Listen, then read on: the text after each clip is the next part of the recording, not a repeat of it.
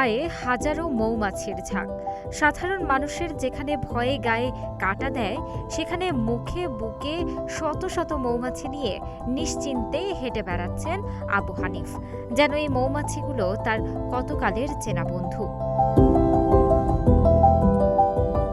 একসময় যা শুরু হয়েছিল শখ থেকে সময় পরিক্রমায়, তাই আজ রূপ নিয়েছে এক সফল কর্মসংস্থানে। টানা ২৫ বছর ধরে মৌমাছি পালন ও মধু সংগ্রহ করে নিজের ভাগ্য পরিবর্তনের পাশাপাশি শত শত বেকারের দিশারি হয়েছেন নেত্রকোনার আবু হানিফ। এলাকা জুড়ে যিনি এখন এক নামে পরিচিত মধু ভাই হিসেবে। ২০০১ সালে বাংলাদেশ ক্ষুদ্র ও কুটির শিল্প কর্পোরেশন থেকে মৌ চাষের ওপর একটি প্রশিক্ষণ নেন তিনি। শুরুতে আগ্রহটা শখের বশে থাকলেও গ্রামীণ বেকারত্ব ঘুচানোর তাগিদে মৌ চাষকেই নিজের প্রধান পেশা হিসেবে বেছে নেন। শখের বশতে আমার মূলত মৌ চাষ। একটা সময় আমি সেই বেকারত্ব জীবন থেকে অবসান ঘটানোর জন্য মৌমাছি চাষের সঙ্গে লিপ্ত হই এবং প্রচুর পরিমাণে আমি মধু উৎপন্ন করতে সক্ষম, এবং দেশ এবং দেশের বাইরেও আমি মধু এখন পর্যন্ত পাঠাতে পেরেছি। তবে আবু হানিফ কেবল নিজের সাফল্যেই থেমে থাকেননি। নিজ উদ্যোগে এলাকার বেকার যুবকদের মৌ চাষের প্রশিক্ষণ দিচ্ছেন তিনি।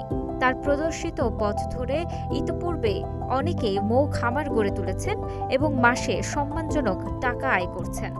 অনেকেই উদ্বুদ্ধ হয়ে তার সাথে কাজ করছে এবং সফলতা অর্জন করতেছি। আর ১০০% খাঁটি মধু আমরা উৎপাদন করতে সম্ভব হচ্ছি এই চাষে। এলাকাবাসীদের মতে, মৌমাছির ভয় জয় করে সাহসিকতার সাথে দীর্ঘ ২৫ বছর ধরে এই পেশায় টিকে থেকে আবু হানিফ সমাজে অনন্য দৃষ্টান্ত স্থাপন করেছেন। ১.৫ যুগ ধরে এই কাজটা করতে, ছোট থেকে সে এই মৌমাছি চাষের প্রতি তার আগ্রহ এবং কাজ করে আসতেছে এবং অনেককেই সে উদ্বুদ্ধ করতেছে এই চাষ করার জন্য। সে অনেকদিন ধরে এই কাজ করতেছে, নিজের হাতে বাস্তবে সে ধরে মধুর কাজ করতেছে এবং মধুর চাষ করে সে অনেক লাভবান হয়েছে। আমরা তো অনেকে দূর থেকে দেখি যে এরা কামড়াইবো, কিন্তু সে এগুলা ভয় পায় না এবং সে আমার ভাতিজা পাড়া মধু ভাই নামে পরিচিত হয়ে গেছে। মধু ধরতে ধরতে মধু ভাই নামে পরিচিত হয়ে গেছে।